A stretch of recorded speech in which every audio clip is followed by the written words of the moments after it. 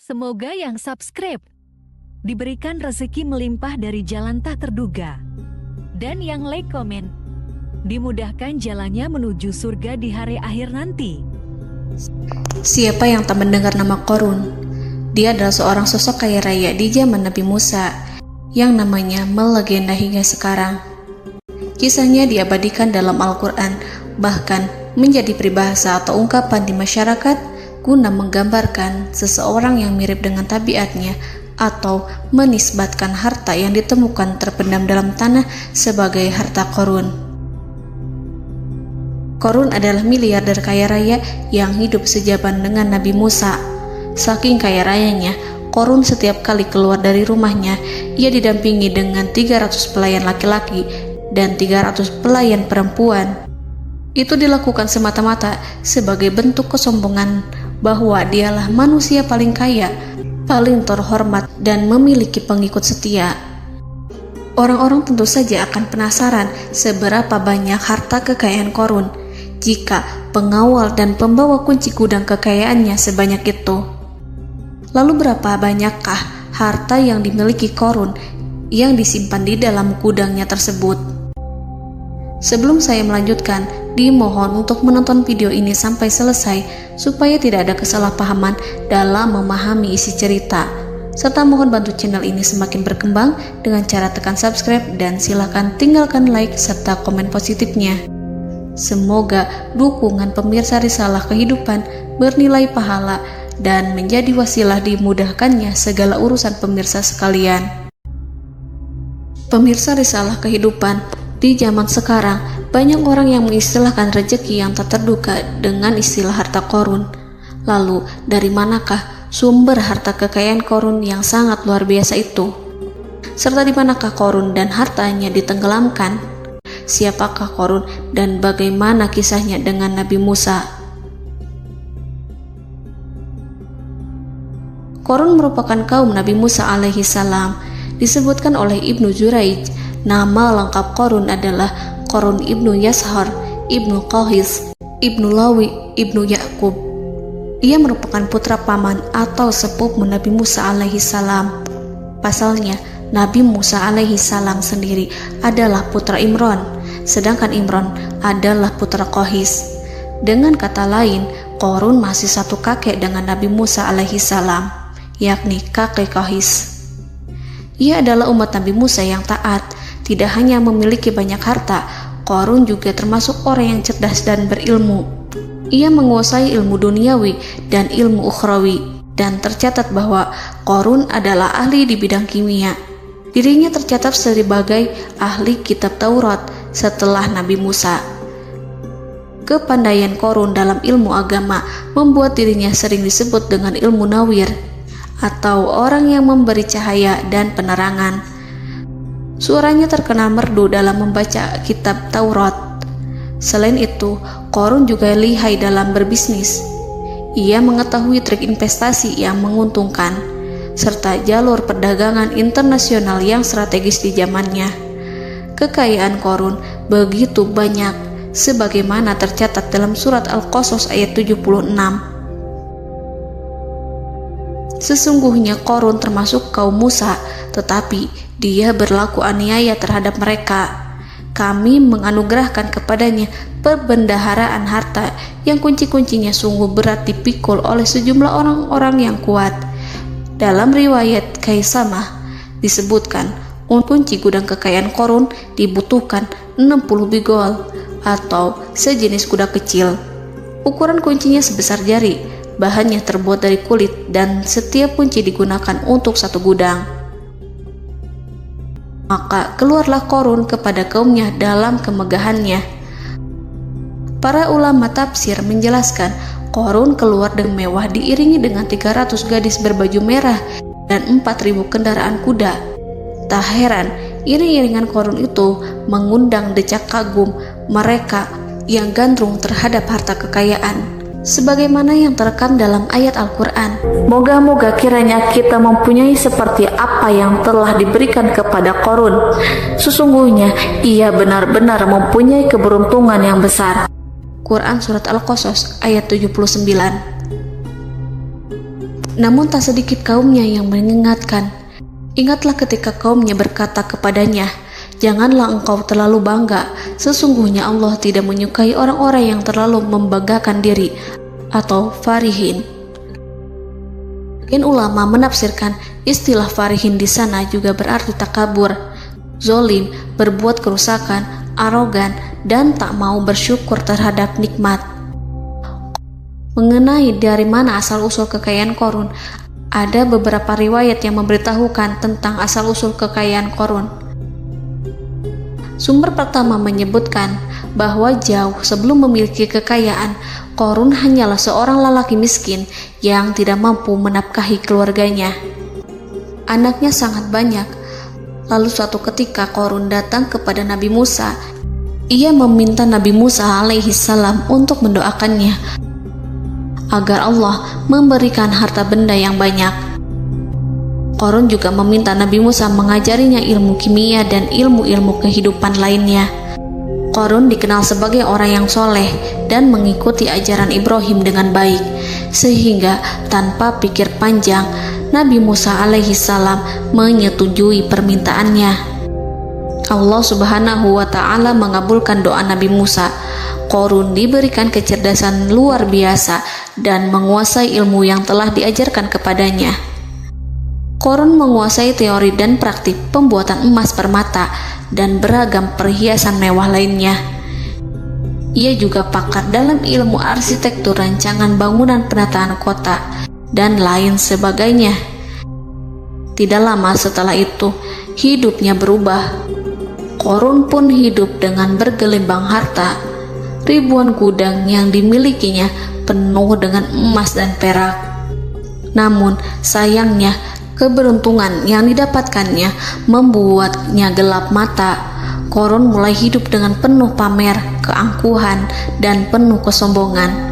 Kekayaan yang diberikan Allah Subhanahu wa ta'ala membuatnya lupa dengan Sang Maha Pemberi. Qarun merasa lebih terhormat dan mulia dibandingkan Nabi Musa. Ia pun akhirnya membelot dan durhaka pada Musa. Ia mengingkari janji-janjinya dulu dan beralih menjadi pengikut Fir'aun yang setia. Loyalitas Qarun terhadap Fir'aun membuatnya diangkat menjadi kepala mandor yang membawahi ribuan pekerja. Dikisahkan bahwa Qarun bersikap semena-mena terhadap para pekerja. Ia tega memotong upah mereka. Ia melakukan korupsi demi membangun istana dan kemegahannya sendiri, dan untuk membangun gudang-gudang penyimpanan harta yang telah ia kumpulkan jauh-jauh hari. Ketika datang perintah zakat, Nabi Musa alaihi salam pergi menemui Qarun dan memerintahnya mengeluarkan zakat sebesar 1 dinar dari setiap 1000 dinar hartanya, 1 dirham dari setiap 1000 dirham, 1 kambing dari setiap 1000 kambing, dan seterusnya. Setelah Qarun menghitung seluruh hartanya, ternyata jumlah zakatnya sangat besar. Kekikirannya pun mulai menghalangi hatinya untuk mengeluarkan zakat. Qarun enggan membayar zakat ketika Nabi Musa alaihissalam menagih zakat yang diperintahkan oleh Allah untuk ditunaikan olehnya. Ketika Qarun dimintai zakat, ia langsung marah dan tidak memberikan sedikit pun kekayaannya. Dia berpikir bahwa harta kekayaan yang dimilikinya didapat dari hasil kerja dan usahanya, dan tidak ada kaitannya dengan siapapun, termasuk Allah Subhanahu wa ta'ala. Janji Qarun untuk lebih taat beribadah dan membantu sesama jika diberi kekayaan oleh Allah dilupakannya. Dia mempergunakan kekayaannya tersebut dalam kesesatan, kezoliman, dan permusuhan, sehingga membuatnya menjadi sombong dan terlena. Orang-orang beriman pada masa itu sering menasihati Qarun untuk bersyukur atas nikmat yang telah Allah berikan, tetapi dia tidak mengindahkan nasihat tersebut. Dari sikapnya tersebut sudah jelas bahwa Qarun tidak membutuhkan nasihat kebenaran, bahkan merasa tidak takut dengan ancaman Allah, sebab Qarun merasa sudah memiliki segalanya. Qarun merasa dirinya hebat dan pintar serta punya banyak pengikut setia, punya banyak pengawal dan merasa aman karena dekat dengan Raja Fir'aun. Korun berkata, "Sesungguhnya aku mendapatkan harta ini karena ilmu yang ada padaku." Korun sangat sombong. Ia merasa hartanya didapatkannya sendiri tanpa campur tangan dan kehendak Zat yang Maha Kaya, yakni Allah Subhanahu wa Ta'ala. Apakah Korun lupa ataukah ia tidak tahu bahwa Allah telah membinasakan orang-orang sombong sebelumnya, yang bahkan lebih kuat darinya, yang lebih kaya darinya, yang lebih banyak pengawalannya, lebih kokoh dan tak terkalahkan dibanding dirinya? Karena terdorong sifat kikir dan angkuh, maka Korun membuat rencana untuk melakukan tipu daya agar dia terlepas dari kewajiban membayar zakat. Dia ingin menjatuhkan nama baik dan citra baik Nabi Musa. Kemudian dia mengumpulkan tokoh-tokoh konglomerat Bani Israel. Ia berkata kepada mereka, "Wahai saudara-saudaraku, terhadap apa yang diperintahkan Musa untuk membayar zakat, apakah kalian akan mematuhinya? Sekarang dia hendak mengambil harta yang ada di tangan kalian, maka pikirkanlah suatu cara untuk menghindari perintahnya." Para pembesar-pembesar yang dipanggil kemudian menjawab, "Wahai paduka Korun, engkau lebih besar daripada kami. Kami akan melakukan apapun yang kau inginkan." Korun berkata, "Datangkanlah kepadaku wanita cantik. Aku akan memberinya hadiah besar jika ia berhasil menggoda dan memfitnah Musa." Ketika wanita cantik yang diinginkannya datang, Korun memberikan kepadanya uang muka sebagai jaminan. Ia akan membayarkan seluruh yang dijanjikannya ketika berhasil menjalankan misinya. Bukan hanya itu, Korun pun berjanji akan menjadikan wanita ini sebagai istrinya.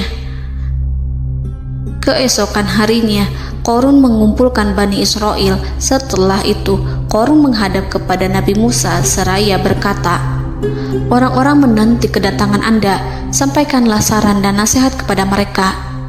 Nabi Musa kemudian keluar dari rumahnya. Ia mulai menyampaikan nasihat pada umatnya. Di antara nasihatnya, beliau berkata, "Barang siapa yang mencuri, aku akan memotong tangannya. Barang siapa yang memfitnah, aku akan mencambuknya sebanyak 70 kali. Barang siapa yang tidak mempunyai istri dan dia berbuat zina, maka aku akan mencambuknya sebanyak 70 kali. Adapun barang siapa yang memiliki istri dan ia berbuat zina, aku akan rajam dia sampai mati." Korun kemudian berkata, "Apakah ini juga berlaku untuk Anda jika Anda sendiri yang berbuat zina? Apakah Anda akan menerima hukumannya?" Kemudian Nabi Musa menjawab, "Ya, meskipun saya sendiri yang melakukannya." Maka kemudian Korun memanggil wanita yang telah dibayarnya. Wanita itu berdiri di depan Nabi Musa dan Bani Israel yang telah berkumpul, mengaku sedang hamil karena berhubungan badan dengan Nabi Musa. Marahlah Nabi Musa atas fitnah kejam yang diarahkan kepadanya. Kemudian Nabi Musa melakukan sholat 2 rakaat, lalu mendatangi wanita itu dan menyumpahnya agar mengatakan siapa yang menyuruhnya. Wanita itu menjadi ketakutan. Ia bergemetar di depan Nabi Musa dan mengaku bahwa yang menyuruhnya adalah Korun. Lalu wanita itu bertaubat dan meminta maaf kepada Nabi Musa. Seketika Nabi Musa bersujud seraya berdoa kepada Allah agar menimpakan azab kepada Korun. Allah memberi wahyu kepada Musa bahwa bumi telah dijadikan tunduk kepada perintah Nabi Musa. Kemudian Nabi Musa berkata kepada bumi, "Wahai bumi, telanlah Korun beserta kekayaannya, habiskanlah semua."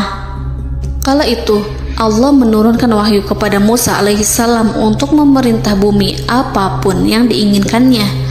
Begitu Nabi Musa alaihissalam datang dengan wajah sangat marah, barulah Korun merajuk, "Wahai Musa, sayangilah aku." Sementara Nabi Musa alaihissalam tak bergeming. Beliau lantas berkata pada bumi, "Wahai bumi, ambillah mereka." Seketika rumah Korun mulai bergetar. Korun dan antek-anteknya mulai dibenamkan hingga bagian lututnya. Rumahnya ikut turun sedalam lutut. Korun kembali merajuk, "Sayangilah aku Musa." Rumahnya kembali berguncang. Kini Korun dan kawan-kawannya kembali terbenam hingga pusar. demikian pula rumahnya. Korun terus merajuk, "Wahai Musa, sayangilah aku." Sementara Nabi Musa alaihissalam kembali meminta bumi, "Wahai bumi, ambillah mereka." Rumah Korun berguncang lagi, sementara Korun dan kawan-kawannya terus terbenam hingga bagian tenggorokannya. Demikian pula rumahnya. Korun lagi-lagi menjerit, "Wahai Musa, sayangilah aku." Namun Nabi Musa alaihissalam tak bergeming. Beliau terus meminta bumi menelannya, hingga akhirnya Korun dan kawan-kawannya hilang seluruhnya ditelan bumi. Tak lama setelah itu Allah berkata, "Wahai Musa, apa yang membuatmu bersikap demikian? Padahal demi kemuliaanku, andai dia Korun berdoa kepadaku, niscaya aku akan rahmati. Maka kami benamkan dia beserta rumahnya ke dalam bumi, maka tidak ada baginya satu golongan pun yang akan menolongnya selain Allah, dan dia tidak termasuk orang-orang yang dapat membela diri." Quran Surat Al-Qasas ayat 81. Lalu di manakah lokasi ditenggelamkannya Korun beserta harta bendanya? Konon berdasarkan kepercayaan beberapa masyarakat setempat, Korun ditenggelamkan di sekitar sungai atau danau Moris yang terkenal di kota Payom, negara Mesir. Korun konon mendirikan istana dan di tempat itu pula ia ditenggelamkan. Dahulu, Korun berkeinginan membangun sebuah istana, namun tidak diizinkan oleh Fir'aun jika istana itu dibangun di samping istana Fir'aun. Terlebih, Korun juga tidak ingin membangun istana di tengah pemukiman Bani Israel yang terletak di tanah Jasan. Fir'aun pun memberikan tanah di wilayah Fayom. Kemudian di tepi sungai Payom inilah Korun membangun istananya yang megah, dan di dalamnya ia membangun Al-Khunuj, gudang penyimpanan harta berisi emas dan perak. Salah satu bukti arkeologis yang dapat dijumpai di lokasi tersebut adalah runtuhan bangunan yang diduga sebagai tempat tinggal Korun yang berjarak sekitar 2 km dari Danau Korun. Menurut beberapa sumber, bangunan yang masih berdiri kokoh tersebut adalah benteng yang dibangun oleh Korun. Namun ada juga yang mengatakan bahwa bangunan tersebut adalah tempat tinggalnya. Wallahu a'lam. Semoga kita semua dijadikan orang yang Allah mampukan menjadi orang kaya namun tidak seperti Korun,